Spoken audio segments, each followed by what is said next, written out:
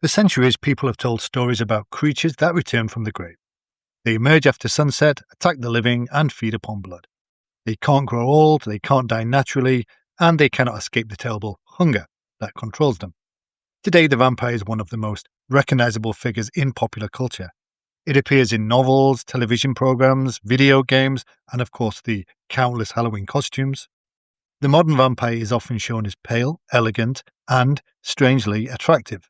It lives in an ancient castle, sleeps in a coffin, and hides its fangs behind a charming smile. But the original vampire was very different. It was not an aristocratic count wearing a black cape.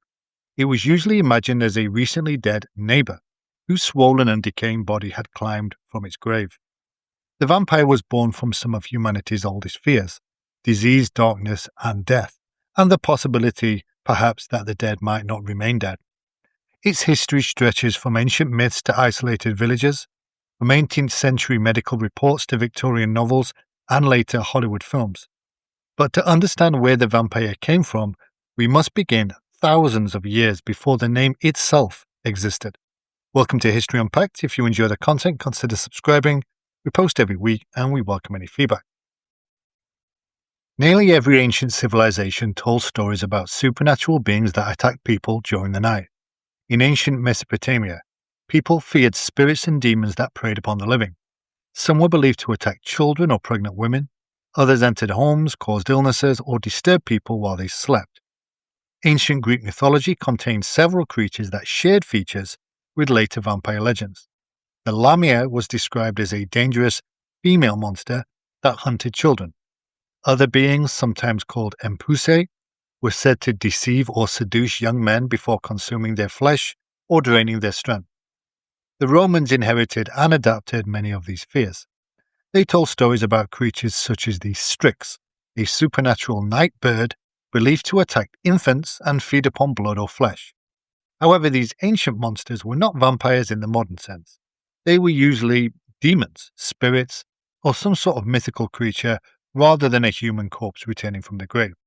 There was no single ancient being that possessed all of the familiar characteristics of the vampire. Nevertheless, the ancient world established several important ideas. Blood represented life, darkness concealed supernatural dangers, improperly buried people might return as restless spirits. The boundary between the living and the dead was not always secure. Those beliefs survived long after the ancient civilizations that created them disappeared. And as Europe entered the medieval period, fears of supernatural monsters became focused on something much closer to home: the dead themselves. During the Middle Ages, stories spread across Europe about corpses that refused to remain in their graves. These creatures are often described by historians as revenants, meaning people who had returned from the dead. Medieval revenants were not usually elegant or intelligent. They were physical corpses, sometimes described as swollen, darkened, or covered in blood. According to the stories, they walked through villages, attacked their relatives, and spread disease wherever they appeared. Several medieval writers recorded accounts of such events. The 12th century English historian William of Newburgh described cases in which dead men supposedly returned to terrorize communities. In one account, a sinful man was said to have climbed from his grave and wandered through the streets while dogs barked wildly around him. The frightened villagers eventually opened the grave. They claimed that the body appeared strangely preserved, swollen and filled with blood.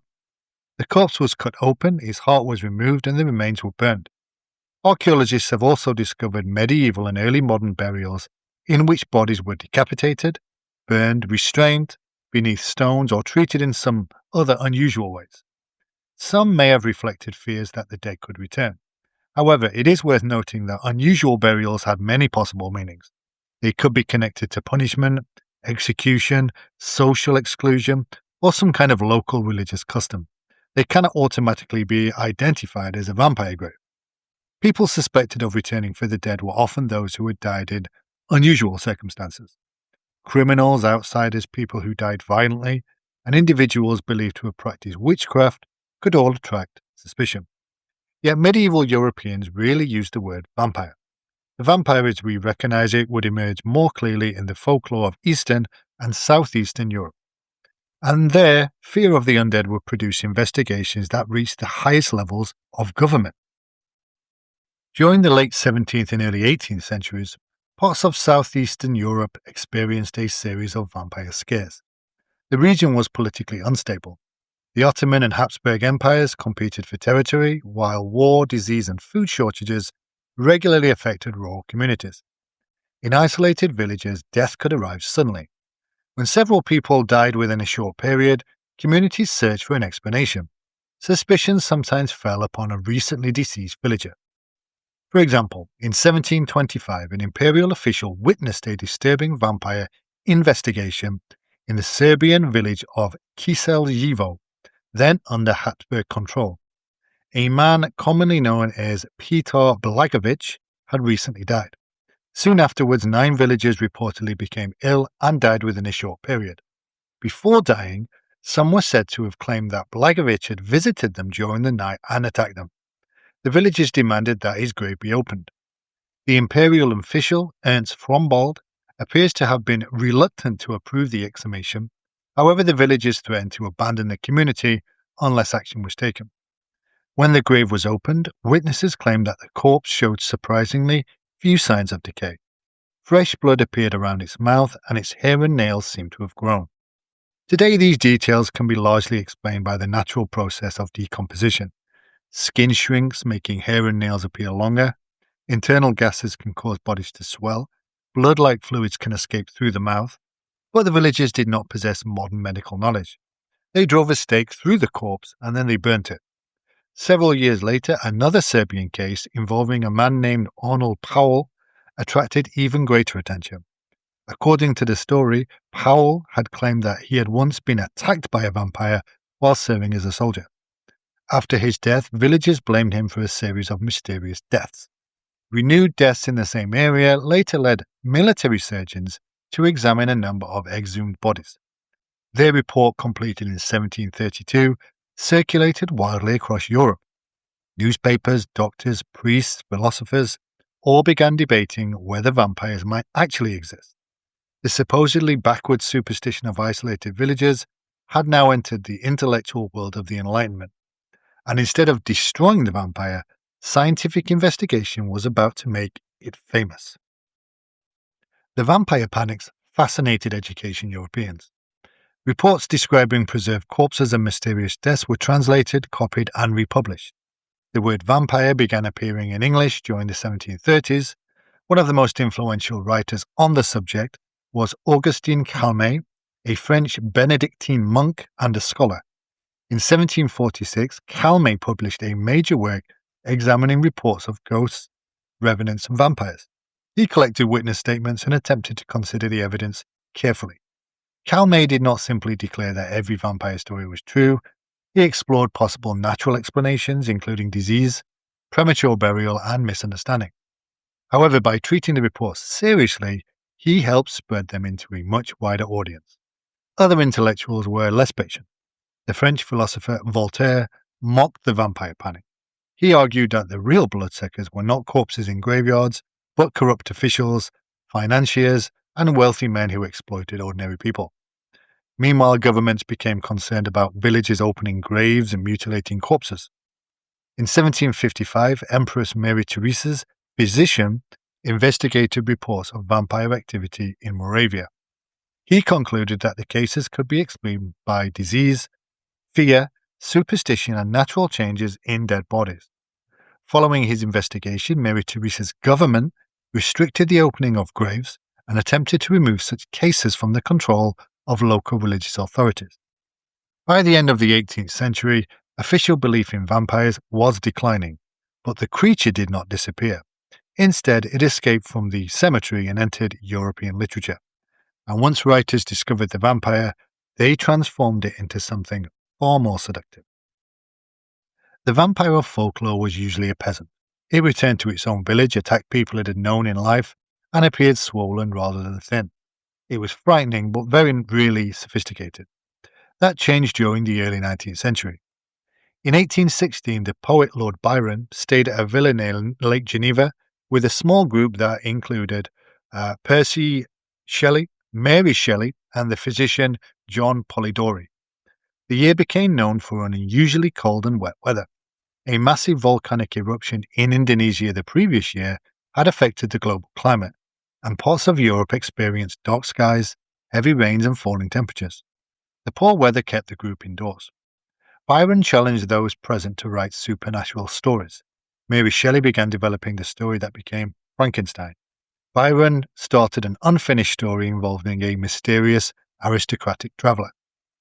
Polydori later developed ideas connected to the gathering and to Byron's unfinished tale into something equally influential. His story, The Vampire, was published in 1819. Its central figure, Lord Ruthven, was wealthy, cold, mysterious, and capable of exerting a disturbing influence over the people around him. The vampire was no longer a decaying villager. He had become an aristocrat. The story was initially published under Lord Byron's name, apparently without Polydori's permission. The mistake increased public interest, although Polydori later corrected the attribution. Lord Ruthven inspired plays, imitations, and further vampire tales across Europe. The transformation continued with Varney the Vampire, a long-running story published in inexpensive installments between 1845 and 1847. Varney possessed prominent fangs, unnatural strength, and several features later associated with the literary vampire. He is also sometimes shown as a tragic figure, tormented by his condition and unable to escape it. Then in 1871 and 1872, the Irish writer Sheridan Le Fanu published Carmilla. This story followed a young woman targeted by a mysterious female vampire. Carmilla combined horror with intimacy, secrecy, and of course, forbidden attraction. By the late 19th century, the literary vampire had become dangerous, intelligent, and sexually threatening.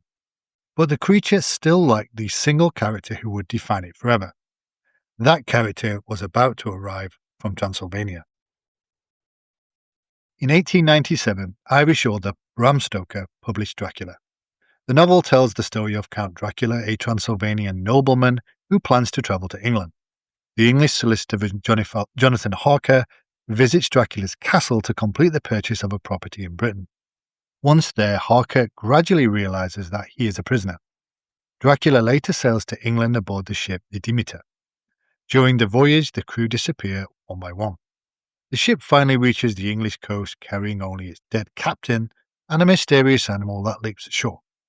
Dracula begins attacking Lucy Westenra and later threatens Mina Harker. A group led by Professor Abraham Van Helsing discovers the truth and begins hunting him.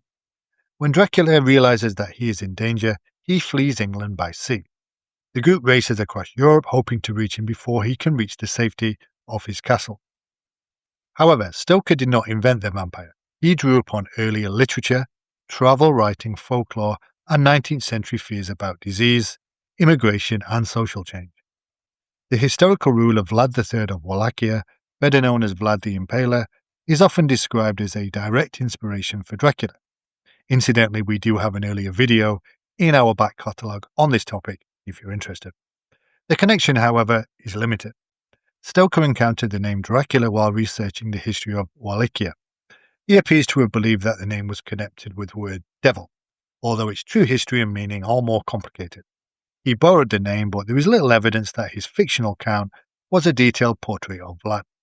Dracula received favourable attention and sold respectably. However, it did not immediately become the worldwide phenomenon it would later be. That transformation would take place through theatre and cinema. And when Dracula reached the screen, the vampire acquired an appearance that millions would instantly recognize. One of the earliest great vampire films was Nosferatu, released in Germany in 1922. The film was an unauthorized adaptation of Dracula. The names and some details were changed, but the story remains recognizable. Its vampire, Count Orlok, was not handsome. He was thin, bald, and rat-like, with long fingers and sharp front teeth. Bram Stoker's widow, Florence Stoker, successfully sued the production company. A court ordered copies of the film to be destroyed. Fortunately, some prints had already circulated and survived. Then, a very different Dracula appeared in 1931. The Universal Pictures adaptation starred the Hungarian actor Bela Lugosi. With his formal clothing, intense stare, and distinctive accent, Lugosi established the popular image of Dracula as a charming European count. His performance helped create many features now associated with the character: the slow movements, the elegant clothing, the hypnotic gaze, and the carefully controlled voice. In 1958, Britain's Hammer Film Productions released Dracula, known in the United States as The Horror of Dracula. Christopher Lee played the Count. Lee's version was taller, more physical, and more openly violent than Lugosi's. Bright red blood and vivid colour brought a new energy to the story. Later films continued to reshape the vampire.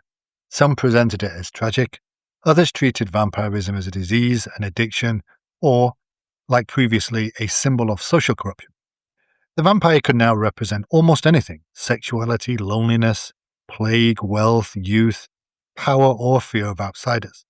But during the late 20th century, another transformation began. Audiences were no longer satisfied with simply fearing the vampire. They wanted to understand it. In 1976, Anne Rice published Interview with the Vampire. The novel placed the vampire's own voice and emotional experience at the center of the story. Its characters struggled with guilt, immortality, and the gradual loss of their humanity. Vampires were still dangerous, but they could also be intelligent, emotional, and even sympathetic. Earlier writers had already explored tragic vampires, including Varney.